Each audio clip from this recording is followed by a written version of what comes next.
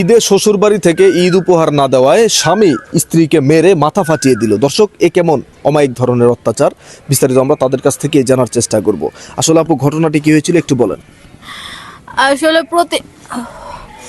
আসলে প্রতিবারই আমার বাবা উপহার পাঠায়, আগে ভাগে আসে, আয়সা দাওয়াত দিয়ে যায়। আমার বাবা অসুস্থ, ভাই শহরে গেছে, সেই জন্য ফোন দিয়া ঈদের আগের দিন যাইতে বলছে, যাইয়া হাতে সেলামি উপহার সবই দিত, আর ঈদের মার্কেটটাও কইরা দিত।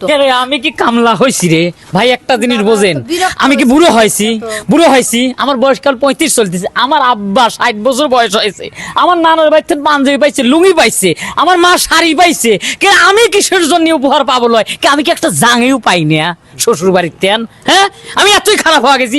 আবার ফোন দেয় ঈদের দিন যে উড়ে নিয়ে আইসো। কে কিসের জন্য ঈদের দিন ফোন দিবি? কে রোজা গেছে 1 মাস 3-4 দিন আগে সে আমার বাড়িতে সে আমার নিয়ে যাবি লয় জামাই হিসেবে, মানে ওই কি কামলা? আচ্ছা, আপনার স্বামী যেটি বললো যে আপনার শ্বশুর আপনার বাবার বাড়ি থেকে এক ধরনের তাকে অপমান করা হয়েছে, এই বিষয়টি নিয়ে আসলে আপনি কি বলতে চান? অপমান হয় না, ঈদের অপমান হয়নি মানে আপনি একটু শান্ত হন, আচ্ছা, একটু শান্ত হন। দর্শক, এখানে আসলে ঘটনাটি আসলে মারমুখী অবস্থা আপনারা দেখতেই পাচ্ছেন। আমি নিজে এখানে আসলে নিরাপত্তার মধ্যে নেই, তারপর আমার এই ঘটনাকে উন্মোচন করতেই হবে। আমরা একটু তার ছেলের মায়ের কাছ থেকে জানার চেষ্টা করি। আসলে আপনার ছেলে যে ঘটনাটি ঘটালো, সামান্য ঈদ উপহারের জন্য আপনার ছেলের বউকে মাথা ফাটিয়ে দিয়েছে, এই বিষয়টি নিয়ে আসলে আপনি কি বলতে চান? দুঃখের কথা কম কিবা জান, হ্যাঁ গো একটু ভুল আছে। আমার পোলার মাথাটাও খাইছে। কে লেগে খাইছে? পোলাটা আমার অতিরিক্ত রাগী।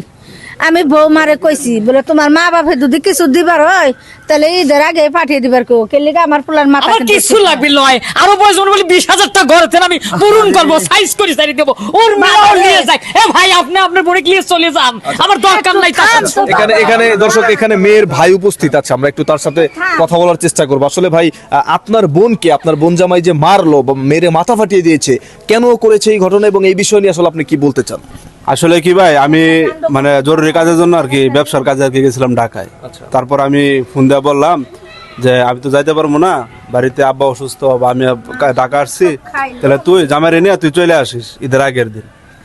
তো ঈদের আগের দিন আসলো, ওনারা নিয়ে আমি মার্কেটে যাবো, মার্কেট করে দেবো।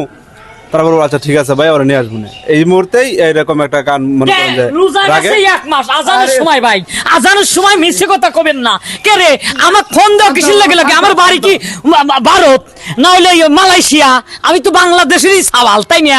আমার বাড়ির থেকে তার বাড়ি হাই গেলে 5-6 কিলোমিটার দূরে হবি। কে আমার বাড়িতে আসতে কি সেদিনই ব্যস্ত ছিল, আমার শ্বশুরও কি ব্যস্ত ছিল, আর বাড়ির লোকজন ব্যস্ত ছিল। আপনি একটু উত্তেজিত কম হবেন, আমরা একটু ওনার কাছ থেকে জানতে চাই। আসলে আপনার ভাই আপনাকে নিতে এসেছে, তাই না? এখন কি আপনি চলে যাবেন নাকি এই স্বামীর সাথে সংসার করবেন? আপনি নিজে তো দেখতেছেন আমার পক্ষে সম্ভব না। বিয়ের রাত থেকেই দেখতেছি এরকম করে, এত মানে বিয়ের রাত থেকেই কি আপনার উপর এরকম অত্যাচার করতো? হ্যাঁ, ও এরকম করে, কিন্তু আমার শ্বশুর শাশুড়ি ভালো আছে। এটা প্রথম না, ও এর আগে ভাই আমি খারাপ আচ্ছা, আপনারা একটু শান্ত হবেন, আপনারা একটু শান্ত হবেন। আসলে আপনার বোনকে যে মারছে বা মাথা ফাটিয়ে দিয়েছে আপনার বোন জামাই, এখন আপনি কি মূলত ওনাকে নিতে আসছেন বা নিয়ে যাবেন? যে নিয়ে যাবো আমি, কারণ এর প্রথম না, আরো 3-4 বার এরকম ঘটনা করছে, মানে মাথা ফাটাইছে, হাত ভাঙা দিয়েছে, এরকম ঘটনা সামান্য কথা নিয়ে। আচ্ছা ভাই, আপনি একটু উত্তেজিত কমান, আপনি দাঁড়ান, আপনার সন্তানকে একটু ঠান্ডা করেন। আসলে ভাই, এত উত্তেজিত হলে তো হবে না, আমাদেরকে এই ঘটনাটি উন্মোচন করতে দেন। আচ্ছা, বিষয় যেটি হচ্ছে, আপনি তো এই ওনার বাবা, তাই না?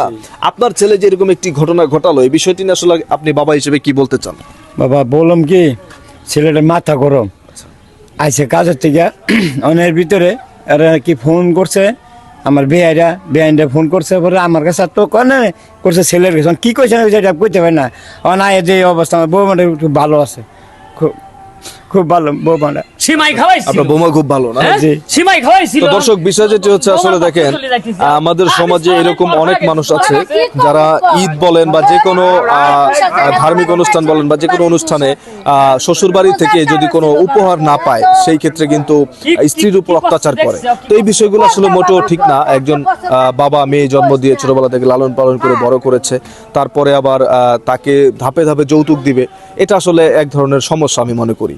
তো এই ধরনের বদ স্বভাবগুলো যাদের আছে, তাদের উদ্দেশ্যে আসলে আমাদের ভিডিওটা তৈরি করা। আপনারা অবশ্যই এই ধরনের বদ স্বভাবগুলো ত্যাগ করবেন।